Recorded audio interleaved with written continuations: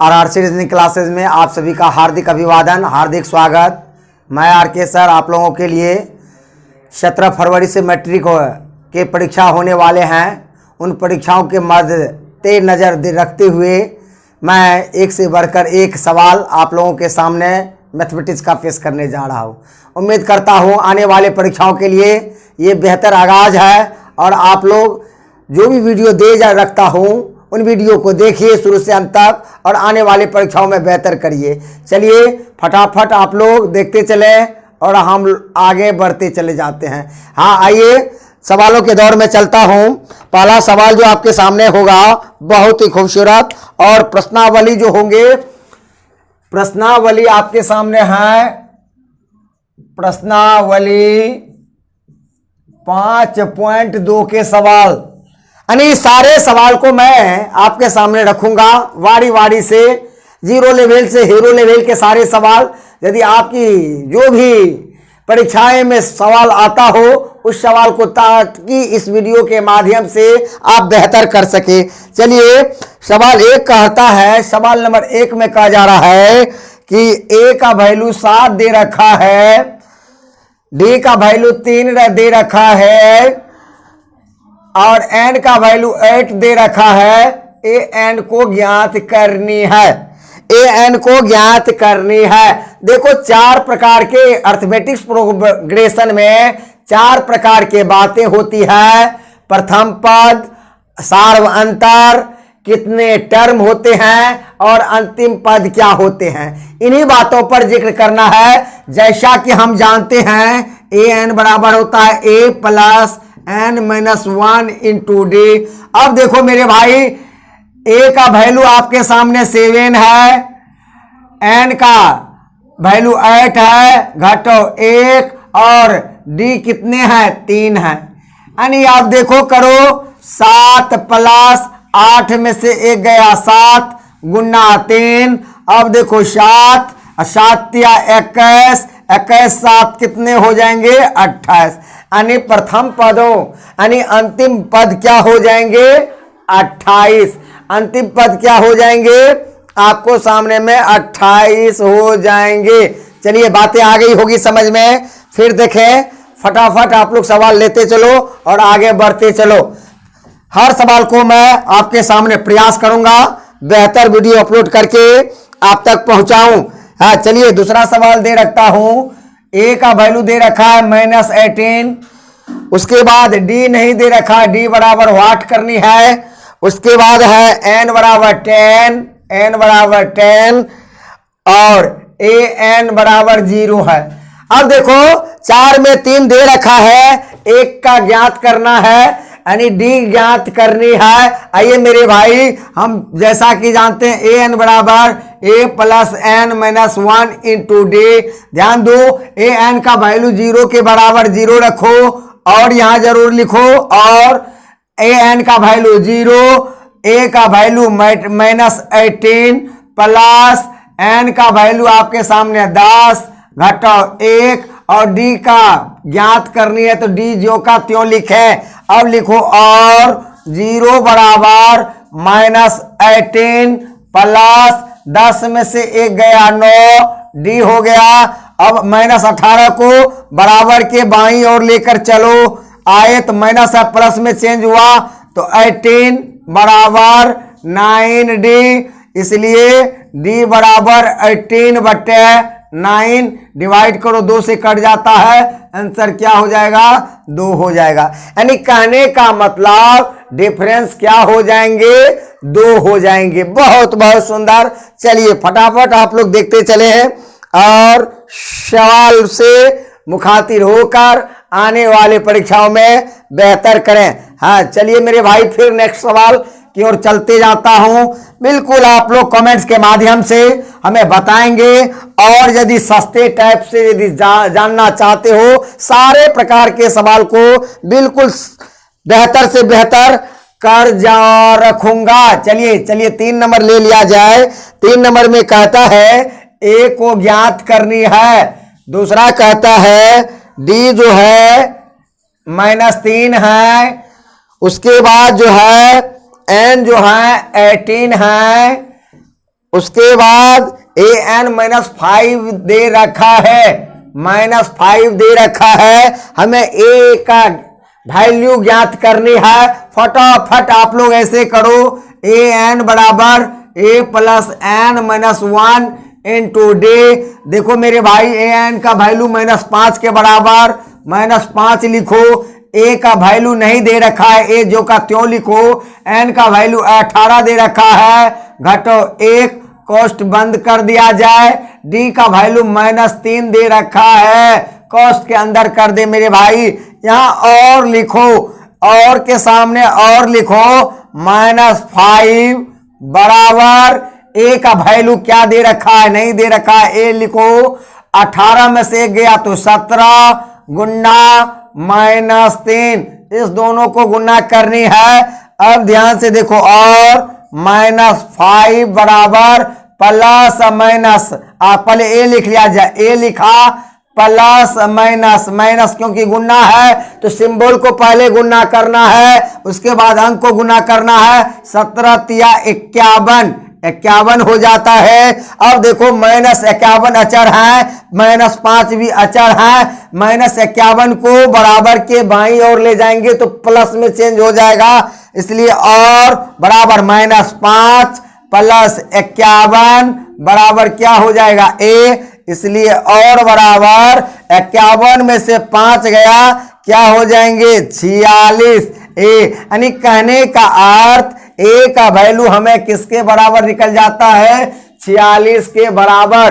बातें बिल्कुल आ जाती होगी समझ में। बिल्कुल आप लोग हर सवाल को शुरू से अंत तक देखते चलो, एक बार दो बार मैथमेटिक्स को देखो, खुद से प्रैक्टिस करो, आगे बढ़ते चलो। इस प्रकार के सवाल 2 नंबर के होते हैं, ऐसे सवाल 2 नंबर के होते हैं। 5 नंबर के भी सवाल दे रखूंगा। सॉरी, यहां पर प्रश्नावली मिटा डाला, प्रश्नावली 5.2 के हैं, सारे सवाल 5.2 के हैं। फिर देखो एक सवाल लास्ट देख लिया जाए, 4 नंबर जो है यानी 1 के 4 नंबर, यानी प्रश्नावली 5.2 के 1 के 4 नंबर। देखो a का वैल्यू आपको दे रखा है -18.9, उसके बाद d दे रखा है 25 दे रखा है, उसके बाद n की वैल्यू ज्ञात करनी है, वाट है। उसके बाद देखो an जो आपके सामने है कितने हैं, 3.6 हैं। बातें ध्यान से देखें, यहां देखो 2.5 है, 2.5 है। देखो 4 में 3 का वैल्यू दे रखता है, 4 में 3 का वैल्यू दे रखता है, ऑटोमेटिक है। 4 में यदि 3 का वैल्यू है तो 1 का तो हम बेहतर से निकाल सकते हैं। आइए मेरे भाई, अब लिखो an बराबर क्या होता है, a plus n-1 into d। देखो an का वैल्यू क्या दे रखा है, 3.6। उसके बाद a का वैल्यू -18.9 प्लस n का वैल्यू आपके सामने नहीं दे रखा है तो n जो का त्यों लिखेंगे, -1 लिखेंगे। और d का वैल्यू आपके सामने क्या रखा है, 2.5 दे रखा है। अब कैलकुलेशन आप भी कर सकते हो, कोई भी कर सकता है, लेकिन फिर भी देख लिया जाए। हर सवाल को बेहतर करने के लिए खुश नसीब होना चाहता है, अपने आप को निचोड़ा जाता है। इसलिए हौसले में जान हो, उड़ान तुमसे दूर नहीं, दिल में अरमान हो तो आसमां भी तुमसे दूर नहीं। यदि आसमां तक जाने चाहते हो तो हर सवाल को प्यार से देखो, प्यार के गहराइयों से देखो, तभी आप बेहतर नतीजे तक जा सकते हो। इसलिए चलो ऐसा पहचान बन जाए, जियो ऐसा निशान बन जाए। अरे जिंदगी तो हर कोई कुत्ते की तरह काट लेता है यारो, जियो इस कदर की मिसाल बन जाए। इसलिए जो सवाल दे रखता हो उनको देखा करो, परखा करो और बिल्कुल इंटरटेनमेंट के साथ पढ़ो। मैथमेटिक्स में कुछ होता नहीं है, केवल दिमाग को खोल के रखनी होती है। जब भी दिमाग आप खोल कर देखते हो तो मैथमेटिक्स खुद से खुद क्रैक हो जाता है। आइए मेरे भाई, अब देखो आप और लिखा जाए, और लिखा, और 3.6 बराबर -80.9 प्लस मल्टीप्लाई करो एन को इतना से तो 2.5 एन माइनस 2.5 गुना करके दे रखा। देखो ये भी अचर है, ये भी मेरे भाई अचर है। पहले इस दोनों को कैलकुलेशन किया जाए और 3.6 बराबर, इसको घटाओ मेरे भाई, दोनों माइनस वाले हैं, ये भी इनके भी आगे माइनस, इसके भी आगे माइनस, तो माइनस उतार के जोड़ो। 9 5 14 के 4 हासिल 1, 8 2 10, 1 11, 1 1 2, पॉइंट के बाद एक अंक, पॉइंट से पॉइंट के बाद एक अंक रख दो तो कितना हो जाता है 21.4 प्लस 2.5 n हो जाता है। अब देखो ये भी अचर है, ये भी अचर है, इसको बराबर के बाएं बगल लाएंगे, यानी माइनस 21.4 को बराबर के बाईं और ले जाएंगे, वो अपना चिन्ह को बदल के आएंगे। आइए मेरे भाई क्या हो जाता है, और 3.6 माइनस है तो प्लस 21.4 बराबर 2.5 एन रह जाता है। अब इसको कैलकुलेशन करो तो देखो जोड़ो, 6 4 10 के 0, 6 4 10 के 0, 3 1 4, 1 आपको 5 5 हो जाता है, 2 का 2, 2 का 2 जोड़ने में देख लिया जाए एक बार, 6 4 10 के 0, 3 4 1 5, 2 का 2, पॉइंट के बाद एक अंक, तो एक अंक से पहले एक पॉइंट कर दो 25 बराबर क्या हो जाएगा 2.5 एन। इसलिए मेरे भाई एन बराबर यदि करेंगे तो 2.5 एन के से गुना है, जब बराबर टपता है तो ये भाग में परिवर्तन हो जाता है, इसलिए 25 भागा 2.5। अब मेरे भाई पॉइंट को उड़ाओ, ऊपर ले चलो, पॉइंट का मतलब 1, पॉइंट को मतलब 1, 1 के बाद एक अंक है तो 1 0 दे रखो, 25 का 25, 1 को 10 से गुना किया तो कितना हो गया 10, 10 आंसर आपके सामने हो जाता है। चलिए एक सवाल इसमें आपको रह गया, उस सवाल को आप लोग खुद से बनाएंगे। 5.2 के 1 के 4 नंबर ये था। अब चलिए दूसरा सवाल की ओर चलता हूं, देखते चलिए, हर वीडियो आपके सामने पहुंचता जाएगा, हर सवाल बिल्कुल निचोड़ निचोड़ कर बेहतर करते जाऊंगा, और आने वाले परीक्षाओं के लिए बेहतर रिजल्ट कैसे हो मैं सारी बातें जानता हूं, इसके लिए मैं एक से एक वर्ग के वीडियो आप तक पहुंचाता रहूं। चलिए 2 नंबर का ले लिया जाए। 2 का 1 नंबर, 2 का 1 नंबर कहता है कि ए पी जो है 10 7 4 डॉट डॉट का 30वां पद क्या है, 30वां पद क्या है, ये सवाल है। ध्यान से देखिए, मैथमेटिक्स में एक्चुअली कुछ नहीं होता है, मैथमेटिक्स में एक्चुअली कुछ नहीं होता है। मैथमेटिक्स में आप यदि लैंग्वेज पकड़ लेते हो, सवाल को पढ़ना सीख जाते हो, तो सवाल खुद से बनना शुरू हो जाता है। सवाल को जब तक नहीं समझ पाओगे बेटा, तब तक आप बेहतर नहीं कर पाओगे। मैथमेटिक्स में कुछ एक्स्ट्रा लिखना नहीं होता है, स्टेप बाय स्टेप बढ़ते जाता है क्रम, और हर सवाल खुद बन जाता है। लेकिन दिमाग को सेटल कैसे करना है, सवाल को कैसे पढ़नी है, आइए देखिए। कहता है एपी 10 7 4 का 30वां पद ज्ञात करें। देखो पहला पद को हम ए कहते हैं। ए जो है पहला गिनती जो शुरू करते, कहां से शुरू करते हैं 10 से, तो जहां से हम शुरू करते हैं उसको हम पहला पद कहते हैं। पहला पद कितना है 10। उसके बाद देखो डिफरेंस, डिफरेंस का मतलब होता है शार्व अंतर, सभी में बराबर बराबर अंतर। शार्व अंतर का मतलब सभी में बराबर बराबर अंतर, दो नंबरों के बीच जो गैप होते हैं वह बराबर डिस्टेंस से चलते रहता है, बराबर बराबर करके चलता है, तभी वह एपी कहलाता है। हम मेरे भाई डी जो होता है हमेशा दूसरे पद में से पहला घटता है, तो 7 घटाओ क्या 10 बराबर 7 में से 10 गया तो -3, यानी डिफरेंस क्या हो जाएगा -3। अब क्या पद ज्ञात करनी है, 30वां। तो A30 बराबर होता है A प्लस जितना अंक ये जो दे रखा है 30 उससे एक कम कर देनी है। A30 ज्ञात करना है यानी 30वां पद ज्ञात करना है। तो जितना कहता है उससे एक कम होता है A प्लस 30 से एक कम 29 डी होता है मेरे भाई।